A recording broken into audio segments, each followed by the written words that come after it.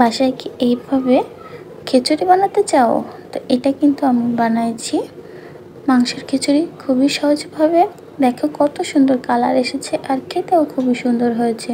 তো কিভাবে বানিয়েছি রেসিপিটা তো চাও তোমরা, তাই তো? তো চলো কি করে বানাইছি তোমাদের সাথে একটু শেয়ার করা যাক। নমস্কার বন্ধুরা, তো আজকে আমি মাংসের খিচুড়ি তৈরি করব। তার জন্য এখানে দেখো কি কি নিয়েছি।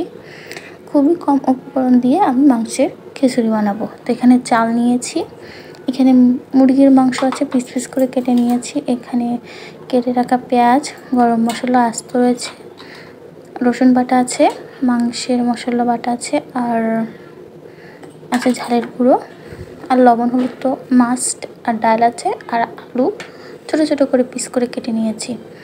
যে কোনো খিচুড়িতে কিন্তু চাল যতটুকু হবে ডালও ততটা দিতে হয়। তো প্রথমেই আমি কড়াইতে সরিষার তেল দিয়ে দিয়েছি, এরপরে আমি আলুগুলো ভেজে নেব। এক এক করে সবগুলোই কড়াইয়ের ভিতরে দিয়ে দিলাম।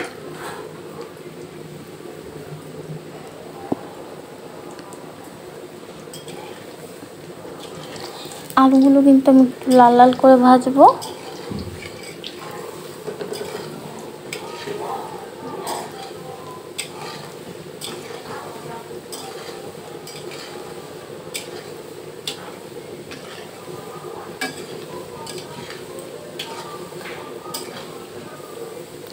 এই যে আমার লাল লাল করে ভাজা হয়ে গেছে। এরপর আমি একটি খুন্তির সাহায্যে সবগুলোই আলু তুলে নেব পাত্রে। এরপরে ওই একই তেলে আমি বেরেস্তা বানানোর জন্য পেঁয়াজ দিয়ে দিলাম। এখানে আমি একটু বেশি পরিমাণে পেঁয়াজ দিয়েছি কারণ বেরেস্তা তৈরি করব।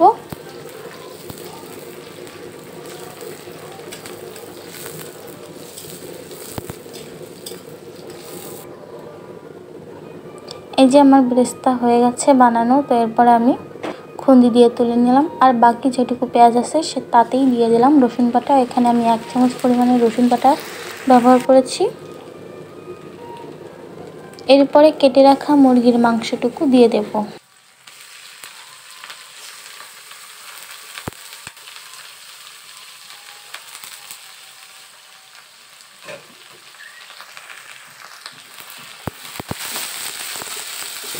এরপরে খুন্তির সাহায্যে আমি একটু নেড়ে নেব।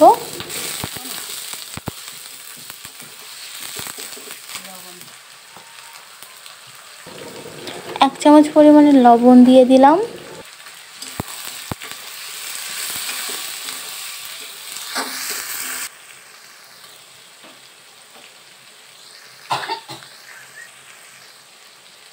এরপরে 1 চামচ পরিমাণে আদা বাটা দিয়ে দিলাম। আবারও আমি সুন্দরভাবে নেড়ে নেব খুন্তির সাহায্যে।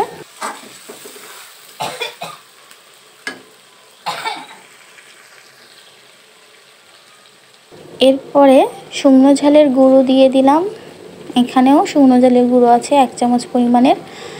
আর দিয়ে দিলাম খিচুড়ির মশলা, তার থেকে আমি অর্ধেকটুকু দিয়েছি আর অর্ধেকটুকু ভাতের ভিতরে দিয়ে দেব। আর 1 চামচ পরিমাণে হলুদের গুঁড়া দিয়ে দিলাম।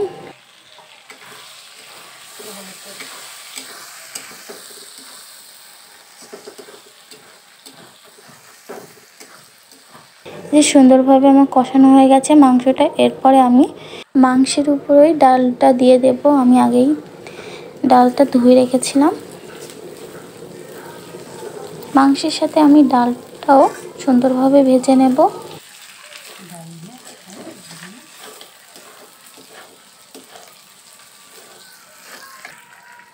এই যে আগে আমি বেরেস্তা আর আলুটা ভেজে রেখেছিলাম সেটাই আমি দিয়ে দিলাম।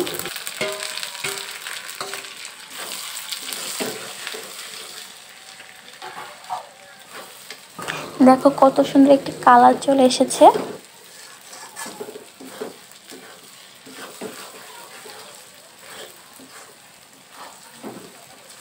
আমি খুন্তির সাহায্যে কিছুক্ষণ এটা নেড়ে নেব, না হলে তলায় লেগে যাবে। ভালো করে কিন্তু এইগুলো একসাথে কষাতে হবে।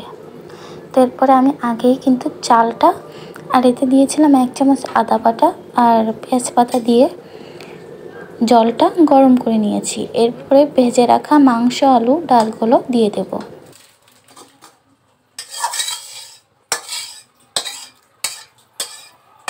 খুন্তির সাহায্যে আমি সুন্দরভাবে সব মশলা ভাতের ভিতরে দিয়ে দেব ঘুটে।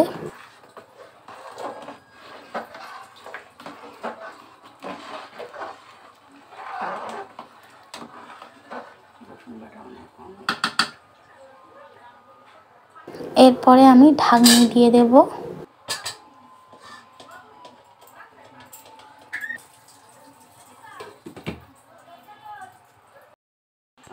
এই যে দেখো হয়ে গেছে প্রায়। তো এরপরে আমি এতে দিয়ে দিব 1 চামচ পরিমাণের গরম মশলা।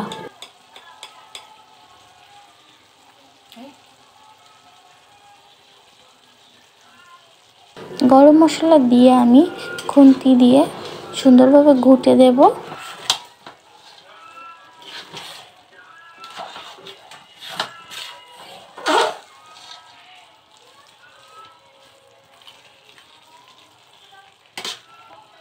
আবারও ঢাকনি করে দিয়ে দিলাম।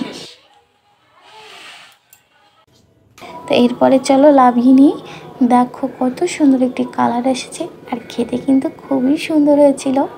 তোমরা চাইলে এইভাবে কিন্তু বাসায় বানাতে পারো খুবই সহজভাবে।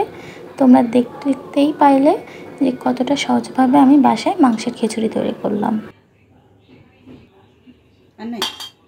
এই যে আমার হয়ে গেছে। তো কেমন লেগেছে ভিডিওটা অবশ্যই জানাবা।